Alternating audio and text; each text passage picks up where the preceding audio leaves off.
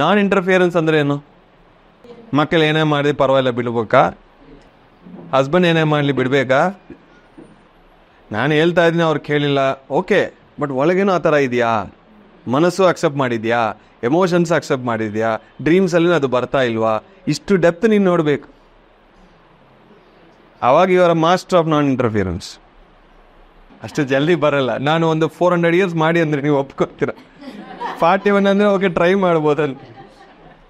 41 ಆಗಿ ನಿಮ್ಗೆ ರಿಯಲೈಸ್ ಆಗುತ್ತದೆ, ಓಕೆ ನಾನು ಎಲ್ಲಿದ್ದೀನಿ, ಇನ್ನೂ ಎಲ್ಲಿ ಹೋಗ್ಬೇಕು ಅನ್ನೋ ಅಲ್ಲಿ ನಿಮ್ಮ ಲೆವೆಲ್ಸ್ ನಿಮ್ಗೆ ಗೊತ್ತಾಗುತ್ತದೆ.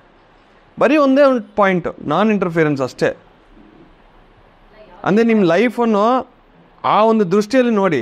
ಆಫೀಸಲ್ಲಿ ನೀವು ಎಷ್ಟು ಜನನ ಇಂಟರ್ಫಿಯರ್ ಮಾಡ್ತಾ ಇದ್ದೀರಿ, ಬೇರೆಯೊಬ್ಬರು ನಿಮ್ಮ ಲೈಫಲ್ಲಿ ಎಷ್ಟು ಇಂಟರ್ಫಿಯರ್ ಆಗೋಕ್ಕೆ ನೀವು ಅಕ್ಸೆಪ್ಟ್ ಮಾಡ್ತಾರೆ, ಅಲೋ ಮಾಡ್ತಾರೆ, ಅದನ್ನು ನೋಡಿ.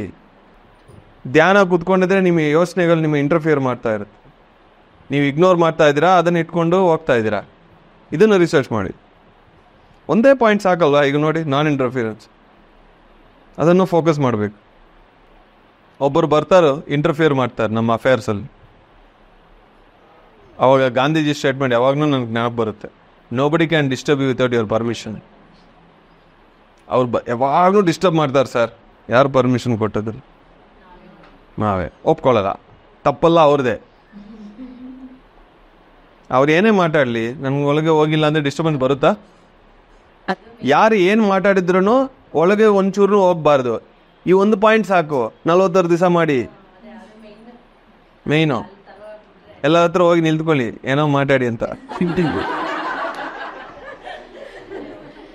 ನಿಮ್ಗೆ ಏನಾಯ್ತು ಅಂದ್ರೆ ಎಲ್ಲ ನನಗೆ ಟೆಸ್ಟಿಂಗು ಪ್ರಾಕ್ಟೀಸು. ಮಾತಾಡಿ. ನಿಮ್ಮ ಮನೆಯಲ್ಲಿ ನಿಮ್ಮ ಬಗ್ಗೆ ಏನೋ ಮಾತಾಡ್ತಾರಂದ್ರೆ ಅವಾಗ ನೋಡಿ, ಅವ್ರು ಏನೋ ಅಳ್ತಾರಲ್ವ, ಅದು ಒಳಗೆ ಹೋಗ್ಬಾರ್ದು. ಆದಮೇಲೆ ಅದು ಮೈಂಡಲ್ಲಿನೂ ಇರಬಾರ್ದು, ಎಮೋಷನ್ಸ್ನೂ ಇರಬಾರ್ದು.